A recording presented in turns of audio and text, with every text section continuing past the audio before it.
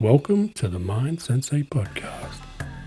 I'm your host, Peter Taz, and I'll be taking you on a journey to the world of martial arts and introduce listeners to some of the most inspiring and knowledgeable practitioners from around the world. Whether you're a seasoned martial artist or a curious beginner, or just enjoy hearing a great story, the Mind Sensei podcast Down Under has something for everyone. So tune in, sit back, and let us take you on a journey through the world in martial arts. Is there any other lessons in Kenpo that you've used in your career that have saved you up? Cross and tone?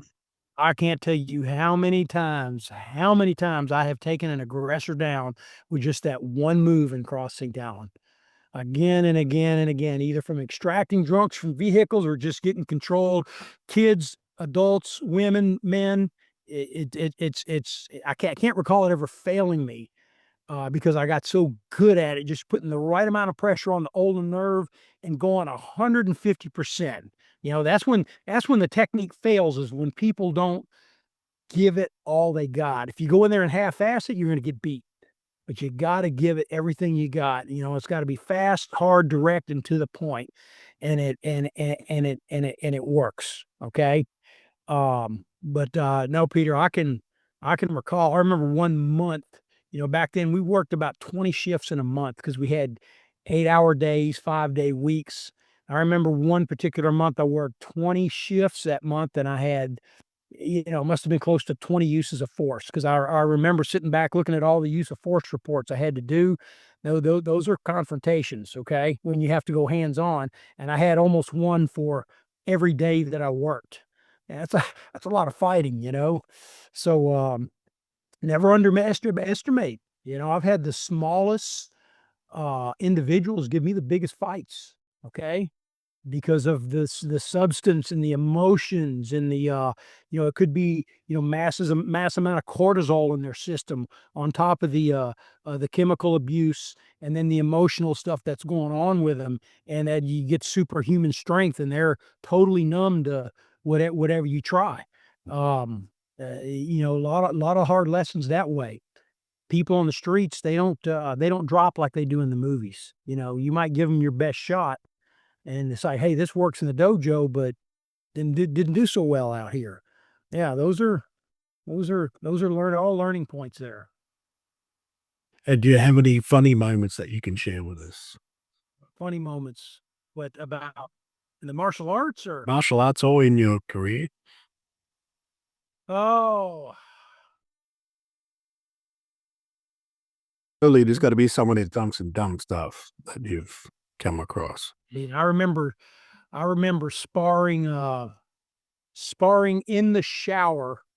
We were wearing clothes, of course, but, back at the station, we had a workout area, and then we had this big shower area, okay? So the martial arts guy, it was a big open shower with the showers around it. Now, the shower wasn't on, so, me and the martial arts guys, we would go in there to spar after work and stuff, because it was a big wide open area. It was a shower, but we didn't give a shit. So, I remember, having a sparring match in there with one of the taekwondo guys, and, he threw a kick, and I did the first move of intellectual departure, and I, caught him right in the groin. I mean, just lifted him up off the ground with just that first move. You remember that technique, right? Well, if you do the block and the kick simultaneously, it's really, really effective, and I used to tear taekwondo guys up with that, bait them in. And, just the fact that happened in the shower, it hurt that guy pretty bad. But shortly after that, I had another sparring match with, another guy at work, and we were actually friends, but the match got a little bit out of control, and I threw a spinning crescent kick, and I caught him right on the cheekbone, right about here with my heel, and knocked him out. I mean, when he came back to, we thought everything was okay. And this was after night shift. It was early in the morning.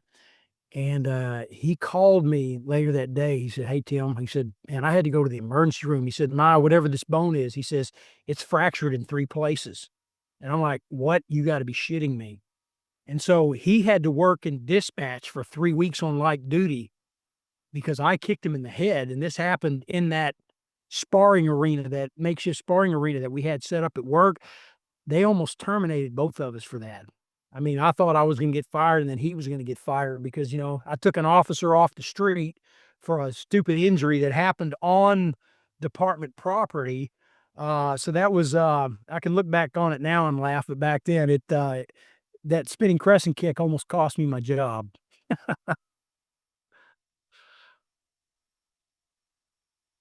All right. So let's see. What's some of the hardest things you've had to do in your martial arts journey? Hardest things that I've had to do. Well, I can say driving 20 hours to California, studying nonstop and driving back. I even though it was euphoric, it was tough sometimes, you know, to get that material. Um, Opening a school in a foreign country, because me and a friend of guy, he was actually my logistics manager when I was working for the State Department. When my project there was winding down there towards the end, I had married, I got married, and my wife, she was just retired from the police. We opened up a school, the first Kenpo school in Colombia, and and and it was a boxing and a Kenpo school combined. And I ran the Kenpo side, and he ran the boxing side. He's a real good boxer, so we called it the Bogota Fight Club, and it's still running to this day. But that was challenging, opening up a business in a foreign country like that, when you have to go through their regulations, play by their rules, their restrictions, because it's a lot different than it is here in. What country was that? That was in Colombia. Colombia. Yeah, yeah, we were right off 7th Avenue, the Septima, which is a very busy area. Two-story building, and this was Bogota is just congested, so it's building on top of building. Um, and then, we made the first film that I ever shot, produced, directed, and starred in. Well, the Osho. Yeah, we made that down there. Okay. Well, let's talk about your production company, Bullet Media. And let's talk about Il Negocio first, and let's Okay. foray into Bullet Media from there. So, when I had my school in Irving, I started, to, write and shoot or produce my own independent film. This was back on videotape. Of course, we used good videotape back then. And I was, kinda partnered up with a guy that had been working on the Walker, Texas Ranger set, which was a TV show. And, that was also done in Irving, Texas, where we had the movie studios of Las Colinas, so I had access to a lot of good, information, good training, good video and film stuff, and seminars and all that, gear, equipment. So, but he got hurt in an accident on the set, and he got hurt really bad. He fell off some scaffolding, and so kinda took him out of the picture, and I wasn't ready to go it on my own yet, so I just kinda back burnered it. And then when we got to Columbia, um, I was still doing video work on the side and stuff, just doing different productions and working on some of my own video productions for Kenpo. So who was that fell off the scaffold? His name was Brett. He was actually a Kenpo student of mine, but he was just like a gaffer grip lighting guy on the Walker set, and he was wanting to get into some independent stuff as well. And so we started talking, said, "Hey man, let's make a martial arts deal and give it a whirl." So when I got to Columbia, camera technology was evolving. So I ordered some new cameras, and they could actually shoot in 24 frames progressive, which is what films are shot in, 24 frames. And it had more, and editing was done on computers now, and it had more of a filmish look. And then there was a couple of films that came out that were shot on video cameras. So, I was talking to my wife, and I'm like, I've always wanted to make a movie And Colombia would be a great place. I mean, it's beautiful. There's mountains. There's rugged city. You can, the Bogota's got fantastic visuals for shooting. You got scenic areas that are rural. You got, congested city. You got slums. You got beautiful high rise. Everything you could. So, she's like, let's do it. So we said, the heck with it. We're gonna do it. So, I wrote a synopsis based on 50 scenes for the movie, and a friend of mine that was actually had got to know over the years. It was a golfing buddy, and he was a translator for the embassy, and I used him a couple of times. I mean, I speak fluent Spanish, but I need him for presentations and stuff because he would have to present for other speakers, not necessarily for me. So him and I became really good friends, still are to this day. And the guy likes to write. So he took my synopsis and then we kicked ideas back and forth and he turned it into a screenplay. And we went to work. And it took about 2 years, but we shot it. Larry became very interested in it. So he came down and he played a big part in it and so forth. So we shot it. It's an hour and 50 minutes long. It was shot on high def. I think it still looks great. I'm constantly going back and tweaking it and re-editing and so forth. I learned a lot from it. I did the whole project for about $20,000. And then with my wife had just retired from the Colombian National Police. She was a lieutenant colonel, which is a high rank. So between her and me, she had a lot of connections.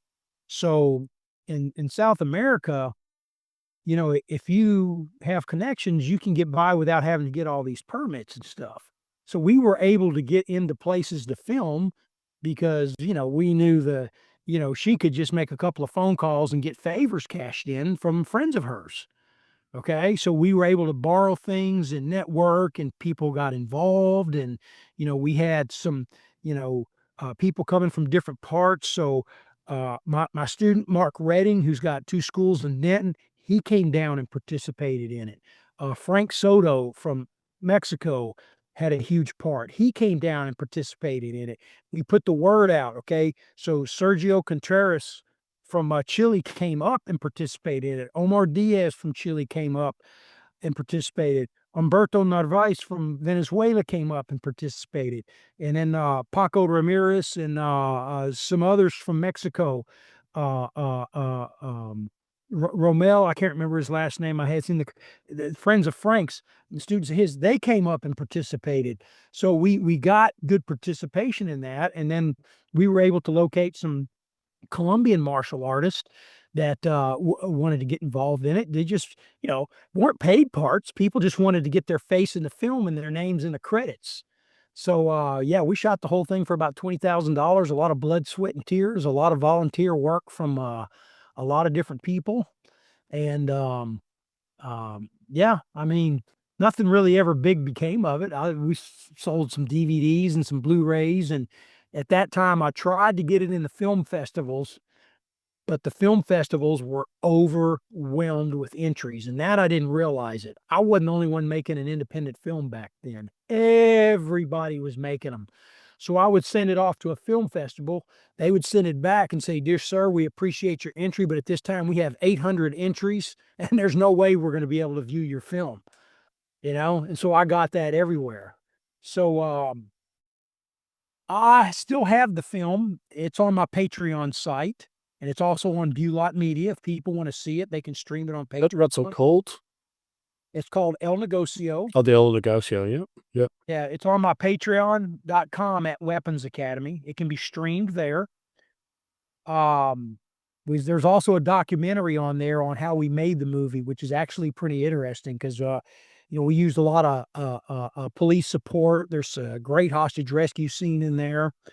The locations that we shot at, the interviews with the involved people, and how they put into it. Larry put quite a few insights into it. He did a fantastic fight scene in there.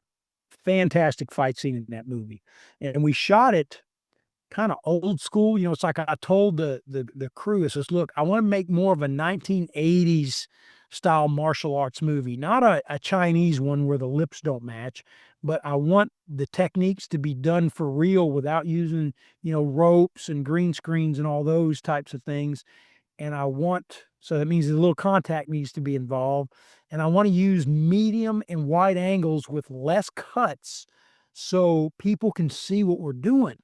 I mean, you look at a martial arts film today, the cameras are jammed up in there. They're cut up so bad. All you see is a lot of flashy stuff, but you can't really tell what's going on. So we shot it that way. So people could look at it and say, oh, I recognize that technique. Oh, there's a piece of shielding hammer. And oh, there's a piece of a thrusting salute or whatever, You could kind of see a part of that. I think that was a good part of the perfect weapon, is that you could look at.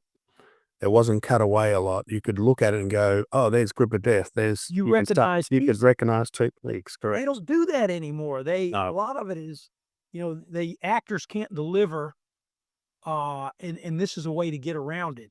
I think someone said that the Bourne media was pretty good, and then I questioned it and said, "Well, is it because there's that many cuts, you can't recognize anything?" And Which it's one's that?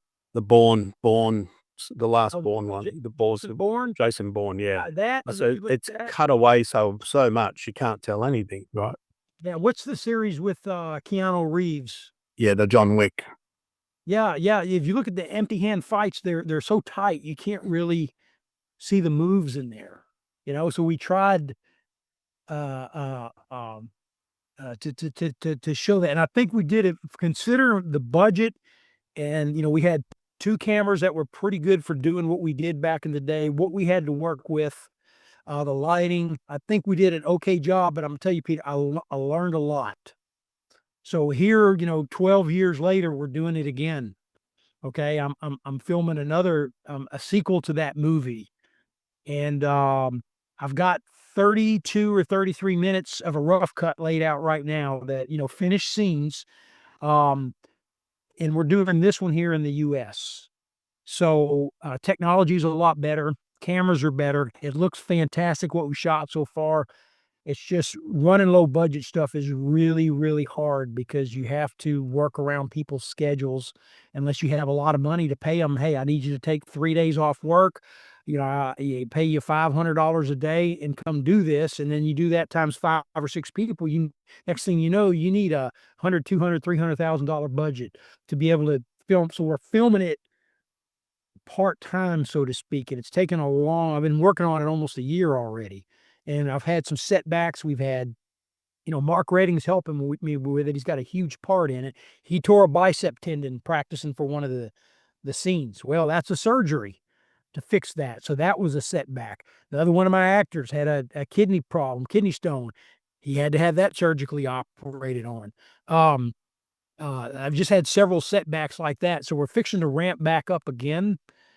So Mark Redding is in it, and then Frank Soto is gonna be in there again also. So we're gonna film this as kind of a mini series in 3 parts.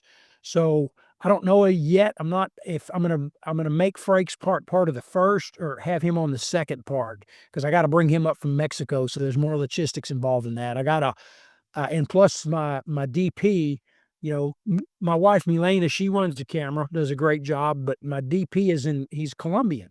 Guy's great. His name's Juan Pablo Marti. He helped me on the first film with my lighting and cameras. I do a lot of that myself, but one thing I learned For the uneducated, DP, director, producer, right? director of photography. Photography, right? Okay. Yeah, I'm sorry. But one thing I learned from my first film is the scenes that I'm in, I don't want to direct and light those scenes anymore. I want to just focus on my character. Because in the first El Negocio, I had to light the scene, block all the camera angles and so forth. Okay. And then I had to go out and rehearse and perform in the scene, and it took too much out of me. So now I'm bringing Juan in because that's his field, okay? So he can handle all the directing. I'll always help with the lighting because I'm real particular about that, but we generally do that the day before anyway, in most cases. and I'll let him worry about the camera angles and blocking all the scenes and all that, and he does a fantastic job at it, and that just lets me focus on my character, so hopefully, I can focus better on my fight scenes in this film, than the last one. I think my fights suffered they didn't suffer, they just weren't as elaborate as I wanted them to be because I had to direct the scene and then go out and be in it, which is hard to do. That's real hard to do. So, but anyway, it's a work in progress, and, we will finish it one way or the other. Okay. Okay. So let's talk about Bullet Media or Bullet Media. Sorry, let me repronounce that. Bulotmedia.com.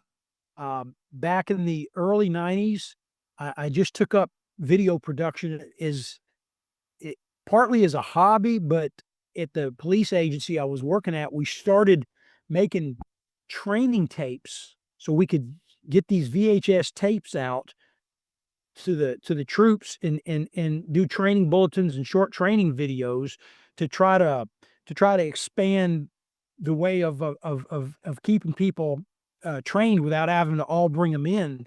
So, we would make short firearms videos and short defensive tactics videos. So at the academy, at that time, I was full-time firearms and defensive tactics instructor at my academy. And so the academy had video editing decks, cameras, and lights.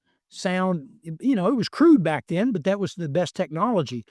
Uh, and then where I was located, we had what was called the video studio, the movie studios of Las Colinas, and they were shooting several movies and TV series continuously up there. Walker, Texas Ranger was one of them. But they were constantly, and so there were several stores up there, like, Victor Duncan and Panavision. They all had their stores with all the video and film equipment and lighting equipment, but they also did training courses at these places. So I was a regular up there, and I just became more and more infatuated with it. And then when I started my big school in Dallas County, I started shooting my own television commercials. Okay.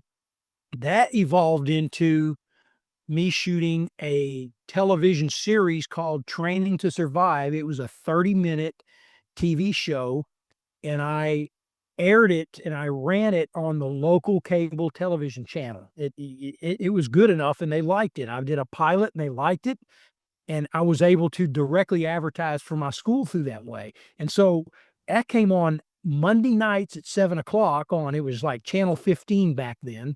Well, so that ran for 3 years, but it really took off, Peter. So before it started just in the center of Dallas County, then it was all over Dallas County. Then it was showing in San Antonio, down in Houston. There was a lot of stations because they were just looking for content to air. It's not like it was now. So my show, I mean, I shot 50, 60 episodes, and I still have them. I've re-edited some of them, and they're on my YouTube channel. And so we focused on self-defense and fitness for that show, and I teach Kenpo private lessons on the show. We lit everything, microphones, 2, 3 camera angles.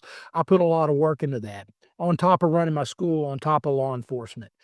But it just furthered my knowledge as a video and filmmaker, and so forth. So with Bulot Media, back in the day, there was Panther Productions, there was ESPY Videos, and then there was AJTvideo.com, or AJT Video Productions. I only ran a 1 full page ad in Black Belt Inside Kung Fu. ESPY would run 2 or 3 page ads, and Panther had half the magazine, if you remember their ads. So I produced well over 200 martial arts videos for different individuals, and that really expanded my martial arts knowledge as well, because people would come in, they would come into my studio, and at this point I had a space set up just for producing martial arts videos. We would change the backdrop, and I did a lot of videos, a lot of different styles, and I really got to spend time with these instructors. And when you're filming it and then you're editing it, it's like you see it again and again and again. So I got to pick their brains and see, it was fantastic. I loved it. But video went by the wayside as things modernized. Nobody buys videos anymore. They all want to see them on these propaganda devices here, as I call them, you know? So, but it was a good time for me. I sold a lot. My series did very, very well. I did several Kenpo based video series that did well, but I always said in mind, this is not a replacement for an instructor. Find a qualified instructor and learn in person. So, and people they still contact me and buy them to this day. So, but Okay, yeah, it's still out there. okay, nice, nice. All right. Well, let's head back to your Kenpo journey, and we'll talk about your lineage. So, where you started off as Tracy, got to your first degree black, started with Mr. Tatum 1991, and have been with Mr. Tatum all the way through. That's it. That's it. I mean, he's really the only one. Yeah, because it's been so far in the past, and because he rebuilt me from the ground up. I mean, and it was all in person. It was not like it is today through Zoom or over videos and stuff. That stuff didn't exist back then. Yeah, the VHS, well, by the time those tapes came out, I'd already been through all the extensions and learned all that personally with Mr. Tatum. And of course, I had a video camera, so I recorded all my lessons, and I have all those tapes. I got a whole library full. I don't go look at them anymore, but it was good for a refresher because I would learn so much in one journey out, and I would come back and I would have uh, you know, 2 or 3 two-hour VHS tapes that were just private lessons. And I could always plug those in and go back. What did he say? And go back. Okay, yeah, now I remember what that was. So it allowed me to learn more and retain more in a shorter amount of time because I couldn't stay out there extended. I'd stay out a week, maybe 2 weeks at the most, and learn what I could. And of course, I'd work out with the other guys when I was out there too, and they helped me refresh on the stuff and practice on it. Especially, I'd give kudos to Rick Jeffcoat. Be a good one to have on your show, by the way. I've reached out to him, so we're in Yeah, progress. yeah, I spent, a few hours with Rick working through the advanced curriculum. Larry would teach it to me, and then I would go practice it so I could just practice it right away, and Rick was always there. So, we spent quite a bit of time with that. Um, I met Frank Soto out there. Frank was a brown belt, later on, but, so yeah, when I look back, I would say Kim Rowe, not so much for the Kenpo, but just that man's knowledge of the streets. And he was just a mean son of a bitch too. I mean, period. He's just a mean dude, big guy, 6'3", big. And he was one tough officer, fair, but he was tough. And then, um, Larry. I mean, I owe my success in Kenpo to Larry. Um, and just the way that he took me in and basically made me feel like family. And what would you say would be your most memorable moment with Mr. Tatum? Oh, there's a lot of them. I mean, the filming in Colombia, was, working, uh, see, he promoted me either, I don't know, maybe 8th degree while he was down there, just kind of by surprise. I don't remember which rank it was.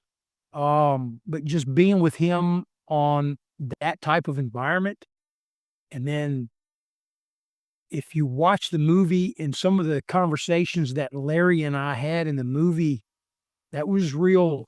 That was real, especially when we're talking about combat.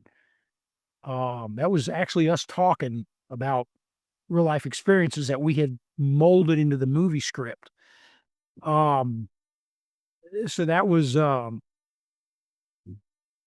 it just goes on and on. I mean, the trips I had out there they're all etched in etched in my mind for eternity, So it was a good time of my life, um, going through the system in that fashion. Yeah. Um, yeah, So training with Mr. Parker, was it just more seminars that you did to get in the area? yeah. Now I had the means of traveling to California, and I was exploring the possibilities of becoming a personal student of his. Okay, and I feel because of the conversations that we had, because I flat out asked him, I said, Mr. Parker, if I came out to California, number one, would I be violating anything within the organization? And number two, would you would you teach me in a private lesson setting? And I got an absolutely yes to both, or absolute no to the first one. No problem with that. And yes to the second one. So, and I had it was expensive, but I was capable of doing that, just like I did with Larry. That never materialized because he passed away.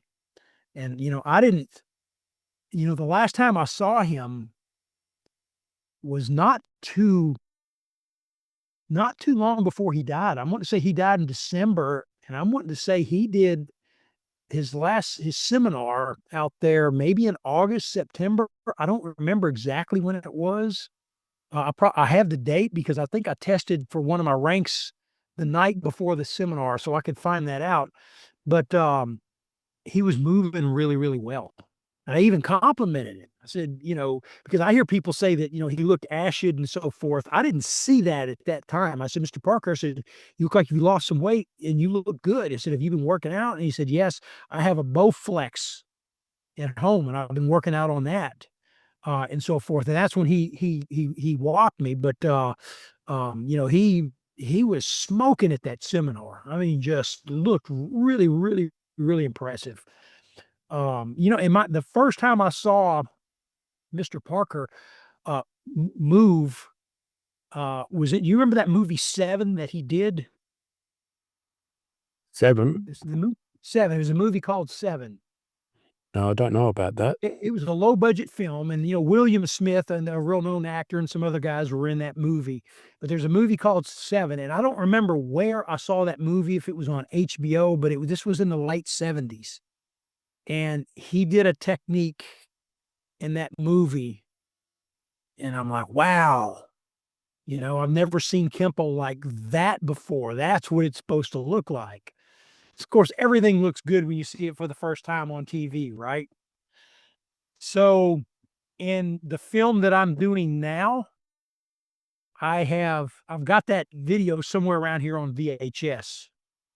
So I've broke down that little fight that he did, and I redid it as a tribute, and it's in the fight scene that I've already filmed for the movie that I'm working on right now. That same technique. I just put it in there so people could maybe see that and said, "Hey, that looks." So William Smith, that's Kreese from Cobra Kai, right? No. William Smith, he's an old school actor. He was in the Clint Eastwood movies, the Every Which Way But Loose, and that whole series. He was the guy that Clint Eastwood was fighting in those movies. He's passed away now. It's not John Kreese from Cobra Kai.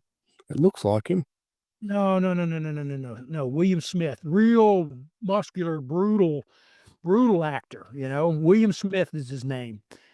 He was in that movie with it's called Seven. I mean, it was a low budget film and everything, but Mr. Parker did some Kenpo in there, and of course, I'd seen him in the Yeah, I've got it here. Seven, directed by Andy Sidaris, USA, 1979. IKKA Savano 7.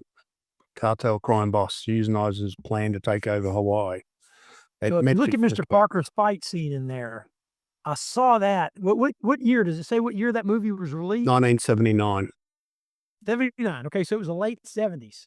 So I was dabbling in stuff, but when I saw that movie, and I'm wanting to say it might have been on HBO because we had cable back then at HBO, and I saw him do that. I'm like, wow, that's what Kenpo's supposed to look like, and so forth. So anyway, so I did a tribute to that one Yeah. scene. I'm with you. Yeah, I know the guy. He was the guy who used to go around starting Clint Eastwood in fights. Yeah, yeah. Yeah. He was the main guy in the movie. So, but that was the first time I saw Mr. Parker do anything. And then I saw the Pink Panther stuff, and then there was the articles that would come out in Black Belt magazine from time to time, and I used to have every one of those articles, but I had a fire in my office back in 2015, and all my Kenpo stuff burned up. My gis, my big red book, all my books and articles, all that stuff burned up. I lost everything in that fire. So, Okay. So are there any other famous people that you've, or memorable Kenpoists that you've trained with or met? Kenpoist, Larry was pretty much it. I went to a seminar back in the '80s. It was here. It was at a gymnasium at a local university, Mr. Parker seminar, and David Siniceros was there. Jeff Speakman was there. Tom Kelly was there. Huck Planis was there. Keith C. was there. And the list goes on and on. And of course, Mr. Parker. And I was a brown belt, I'm wanting to say then. So I think the colored belts up to green belt, they were in one group, and then the brown and black. So I was at the back, but just being around all those back then, that was the who's who in Kenpo, right? So that was probably the most I'd been around the presence of who the top people were back at that particular time. Yeah. And have you met any famous people during your training or your job or your production? Let's see. I did You bump into Chuck, the Texas Ranger, on set? Chuck. I worked security on Texas Ranger a couple of 3 times. So yes, I did bump into Chuck there. Nothing memorable. You familiar with Ted Lukai? But I'll look that up now. You can educate me. Oh, it's a collie. He was a really well-known collie, Filipino martial arts guy. I filmed his last videos before he passed away. Tragically, he died 6 months after we filmed him. So, a real interesting man. I got some good insights from him. No, David Stanley and I had a brief conversation after El Negocio. He talked to me about possibly buying the production and everything, but that never materialized. It mainly because I didn't want to sell it. I wanted to retain the rights to it. Sean Kelly and I are pretty good friends. I don't know if you know him. He's pretty well known in Kenpo. He's been on a podcast. I've met Mr. Planis, Huck Planis. He's come to my training academy, and he shot out there before. He recently passed, yeah. Yeah. So I never studied with him, but I knew him that way. So no, I've been around, but okay, yeah. Get a little bust. Had a little bust made of him. Started making busts of all the people that are no longer with us. Unfortunately, that collection's probably growing. It has. I've got 2, 4, 6 now since I started. One was Parker. So I had Parker because he was already gone by the time I started. And then we had LeBounty. So LeBounty passed away. And then Bob White passed away. Right. So then I had, these are all people that I've actually met and trained with. And then Treo. I've slowly been making them as we go. I'm your host, Peter Taz, and you've tuned in to the Mind Sensei podcast from Down Under. We want to take a moment to thank all our listeners for tuning in to the Mind Sensei podcast. We appreciate your support and hope our show has been both informative and entertaining for you. If If you haven't already done so, we would like to invite you to subscribe to our podcast so you never miss an episode. Finally, we'd like to thank our guests for sharing their knowledge and experience with us. Without their generosity, this podcast would not be possible. Thank you again for listening to the Mind Sensei podcast Down Under. We hope that you continue to join us on this journey through the world of martial arts.